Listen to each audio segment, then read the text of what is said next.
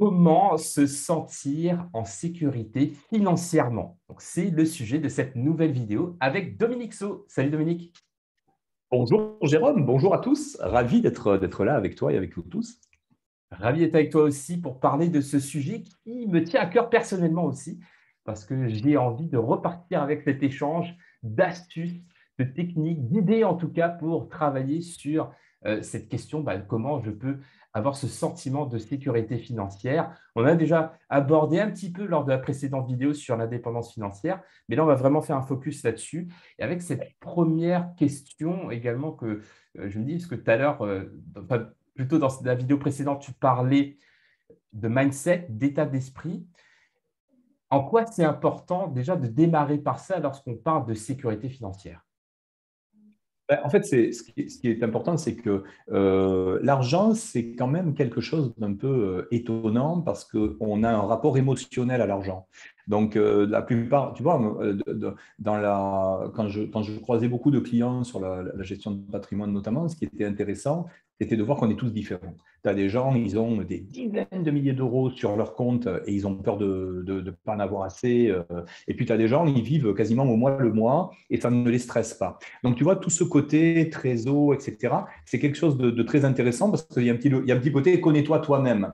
Et presque, j'ai envie de te dire, c'est presque une occasion pour toi, si tu as ces stress-là, de te découvrir et peut-être aussi de te rassurer. Alors, comment on pourrait se rassurer? Par exemple, la trésor ou le cash flow, nous, on a un indicateur simple, c'est entre 3 et 6 mois de trésorerie disponible immédiatement, 3 6 mois de salaire de trésorerie. C'est-à-dire que quand les gens commencent à rentrer dans une logique d'épargne ou de stratégie financière, il va falloir garder ce qu'on appelle le matelas de sécurité. Et ce matelas de sécurité, on sait que psychologiquement, on n'a pas forcément besoin de plus de 6 mois de trésorerie d'avance. Quelqu'un qui aurait un niveau de revenu, je dis n'importe quoi, je prends 5 000 euros point pivot, eh bien, 3 mois, c'est 15 000 euros, 6 mois, c'est 30 000 euros. Tu vois, mais on n'a pas forcément besoin d'avoir en permanence plus de 30 000 euros devant soi, parce que le problème de l'argent que tu as en trésorerie, eh bien, c'est que c'est de l'argent qui ne travaille pas. Or, aujourd'hui, l'idée, c'est de faire la nuance entre tes frais de vie, ton style de vie, donc bien budgétiser tes besoins mensuels, et après tout le reste, mettre l'argent au travail. Donc, il y a vraiment des choses très quantifiables et très pragmatiques à mettre sur pied autour de ça. Donc, 3 6 mois de trésor en fonction de ton besoin en tout cas de ton besoin de sécurité. Alors, pour la trésorerie, pour calculer justement ce niveau de trésorerie dont j'aurais besoin, est-ce que c'est lié à mon salaire ou plus à combien je dépense par mois en fait? Si par exemple, je dépense 1500 euros par mois, je fais 1500 fois 6 pour me dire, OK, là j'ai mon matelas, je sais que je peux tenir 6 mois, c'est ça? Exactement, puisque tout le reste, en fait, ça ne devrait pas rentrer dans le compartiment de trésorerie, on va dire, matelas de sécurité. Après, le reste, en fait, tu peux l'épargner sur du moyen terme et du long terme. Parce qu'en fait, le rapport à l'argent, il est intéressant. L'argent, c'est une matière, c'est un actif, c'est une énergie. Donc, en fait, ce qui fait que l'idée, c'est que si tu as de l'argent que tu peux mettre de côté, l'objectif d'une santé financière saine, c'est de gagner plus que ce que l'on dépense. Ça, c'est déjà le secret de la réussite ou de l'indépendance. Hein. Je suis indépendant financièrement quand je gagne plus que ce que je ne dépense. Donc, l'idée, c'est que ce que je gagne en plus, je vais pouvoir ensuite l'immobiliser dans des projets. Et des projets qui peuvent être des projets dans l'immobilier, des projets peut-être dans l'accompagnement de sociétés. Je peux investir en bourse, je peux investir dans plein de possibilités qui vont aussi être le reflet de mes valeurs, dans quoi j'ai envie d'investir. Et là, attention, parce que chaque fois que je vais utiliser mon argent pour le mettre au travail, je vais avoir des gens qui vont me dire, OK, mais pour que je te donne ce niveau de rendement, il faut que tu laisses ton argent bloqué. Certains 1 an, d'autres 10 ans. Peut-être que tu vas devoir prendre des risques sur le capital que tu vas confier à telle ou telle société de gestion. Et du coup, tout ça, ça va être représentatif du niveau de rendement de ton argent. Donc, à chaque fois, la sécurité financière qui est liée à ça, c'est qu'il y a des fois, j'ai du capital, mais je ne peux pas en disposer parce que je l'ai investi dans des compartiments où pendant 10 ans, je ne peux plus y toucher. Donc, tu vois, il faut vraiment avoir ces éléments en tête. Et du coup, tricoter une stratégie financière qui va incorporer ces caractéristiques. Mm. Est-ce qu'il y a d'autres éléments au-delà de la trésorerie et de l'investissement long terme? Est-ce qu'il y a d'autres éléments, d'autres idées pour se dire, bah, oui, j'ai mis les choses en place pour voilà, être sécurisé financièrement? Oui, absolument. Il faut aller sur le thème de la prévoyance. Le thème de la prévoyance, c'est quelque chose qui est lié au fait que ben, on est tous humains, quoi, hein, donc il peut nous arriver des aléas. Il peut y avoir des accidents, on peut avoir des biens immobiliers, mais qui peuvent subir, je sais pas moi, un incendie ou des dégradations. Donc, je peux me trouver en situation demain de ne plus pouvoir exercer mon métier. Donc voilà. Donc la prévoyance, c'est anticiper. Et ici, c'est vrai que des fois, on n'aime pas trop parler de tout ça. C'est parfois compliqué dans le métier de la finance de parler. Ben, on peut parler des fois des régimes matrimoniaux où il faut anticiper ben, un éventuel cas de divorce. Si je suis vivant, ben, tôt ou tard, il va quand même falloir que je pense à l'après. Donc, les gens n'aiment pas évidemment qu'on parle de ces situations de vie complexes, et pourtant, il faut en parler. Et là, il faut s'assurer. Alors, le cas le plus palpable pour les gens qui nous écoutent, c'est l'immobilier. Ben, imaginons que du coup, je fais un crédit immobilier. Souvent, si je fais un crédit immobilier pour acheter un bien immobilier et le mettre en location, on va recommander aux gens d'emprunter sur la durée la plus longue possible. Pourquoi?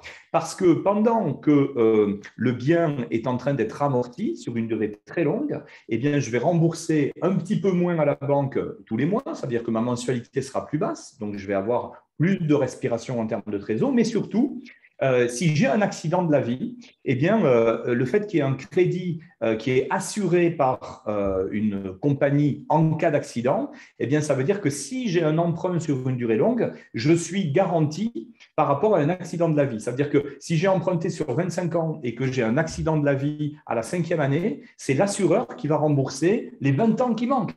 Donc ça, tu vois, pour la famille, c'est hyper important parce que je me retrouve propriétaire d'un bien immobilier parce qu'il était assuré, même si je ne suis pas allé au bout du crédit, tu vois, si je n'étais pas en capacité, moi, de financer mon crédit. Donc la prévoyance, ça va être ça. Est-ce que je suis prémuni en accident du travail par rapport aux biens que j'achète? Qu'est-ce qui se passe pour moi si jamais j'ai un pépin dans la vie? Donc la prévoyance, c'est un sujet très important pour les gens qui visent la sécurité. Donc, avoir de la trésorerie d'avance au cas où pour savoir qu'on peut tenir 3 à 6 mois, même si on a et qu'on a accès tout de suite à cet argent, même s'il y a un pépin. La prévoyance au-delà de ça pour bah, des pépins un peu plus graves et de se dire bah, qu'on est assuré au cas où. Et tu parlais aussi de mindset parce que je me dis, OK, imaginons qu'on fasse ça, mais si on fait face à quelqu'un qui a quand même une forme d'anxiété, que même si ça, ce n'est pas suffisant, eh bien, en fait, est-ce qu'il y a des leviers psychologiques ou des astuces qu'on peut mettre en place pour aussi bah, se sentir un peu plus en sécurité en plus de ça? Oui, alors d'abord, vraiment, il faut se former. Et en fait, souvent, l'insécurité vient du manque de confiance. Et comment est-ce qu'on pallie au manque de confiance? Par le fait eh bien, de se documenter pour petit à petit, on va dire, rallumer la lumière. Donc aujourd'hui, alors on est dans une époque formidable parce qu'il suffit d'aller sur YouTube ou de suivre tes initiatives, par exemple, pour découvrir plein d'outils, pour voir les choses un peu autrement. Il faut désamorcer ces angoisses. Et la meilleure manière de désamorcer ces angoisses, c'est finalement de prendre conscience qu'en fait, bah, tout va bien, quoi. Si on a fait les choses correctement, peu au prou, on peut les optimiser, mais la plupart des gens sont quand même en bonne situation. Si j'ai un job, si voilà, j'ai un petit peu mis d'argent de côté, après, j'ai juste à optimiser tout ça. La deuxième idée, bien sûr, c'est de diversifier ses sources de revenus. Ne pas rester dans une posture de consommateur ou d'employé et de très vite gagner une démarche d'investisseur entrepreneur, devenir un acteur de l'économie, peut-être se dire, tiens, j'ai des passions, j'ai des centres d'intérêt, peut-être que je peux même juste participer à mettre des gens en contact, créer de la valeur autour de moi et peut-être, pourquoi pas, prendre part à cette création de valeur et avoir une contrepartie. Moi, j'ai démarré dans ce type de démarche en aidant des amis immobiliers à trouver des clients, par exemple. Et j'étais apporteur d'affaires, je faisais ça en parallèle de mon job, ça rendait service à mes amis, ça rendait service aussi à des gens qui cherchaient de l'immobilier. Et moi, mon ami, ça lui évitait de faire de la pub, donc voilà, il me rémunérait. On avait un contrat clair d'apporteur d'affaires. Et ça peut être génial parce que pour les gens qui aiment rendre service, etc., c'est une manière de créer de la valeur autour de soi. Donc, des fois, c'est aussi se prémunir de ces idées reçues sur l'argent. Des fois, on se dit, oh là là, l'argent, c'est sale, on ne peut pas collaborer avec des gens ou entre amis et avoir des éléments financiers entre nous. Je pense que ça, c'est un thème de notre temps. On a tous envie de construire des projets et de créer de la valeur, qui plus est avec des gens qu'on aime bien. Donc, si vous trouvez des bons professionnels, eh bien, proposez-leur éventuellement de nouer des partenariats avec eux. Ça va vous aider à diversifier vos sources de revenus et petit à petit aussi planifier de sorte que vous vous dites ben, cette année, j'ai X revenus qui tombent, dans 6 mois, j'en aurai X de plus, dans 2 ans, X de plus, et petit à petit, avec une bonne gestion, vous dégraissez vos charges et vous augmentez votre surface financière. Super intéressant tout ça. Merci Dominique. Donc moi, ce que je retiens de cet échange sur la sécurité financière, bah, c'est déjà donc d'anticiper avec de la trésorerie sur 3 à 6 mois d'avance pour pouvoir couvrir les frais au cas de besoin. C'est également d'avoir ce réflexe d'anticiper l'avenir, donc beaucoup plus lointain, en faisant travailler son argent avec des placements et de voir, voilà, de voir au loin également, d'anticiper l'avenir, ce qui nous amène aussi sur le sujet de prévoyance. Et là, on est plus sur le sujet de l'assurance, de s'assurer de ses revenus, son patrimoine, et aussi de continuer à se former, à monter en compétences, à se cultiver sur le sujet pour se sentir plus compétent et du coup augmenter sa confiance en soi. Et forcément, plus on se sent confiant et compétent, moins on a du stress et des peurs et du coup, plus on se sent en sécurité également. Donc, je trouve que c'est une approche très complète. Merci beaucoup, Dominique. Et pour les personnes qui veulent aller plus loin justement sur la partie finance et entrepreneuriat, pour rappel, il y a Soft Skills Magazine spécial entrepreneur et finance qui est disponible gratuitement en téléchargement. Je vous mets le lien en dessous de la vidéo. Merci à tous. Merci Dominique. Merci, Jérôme, prenez soin de vous. À bientôt.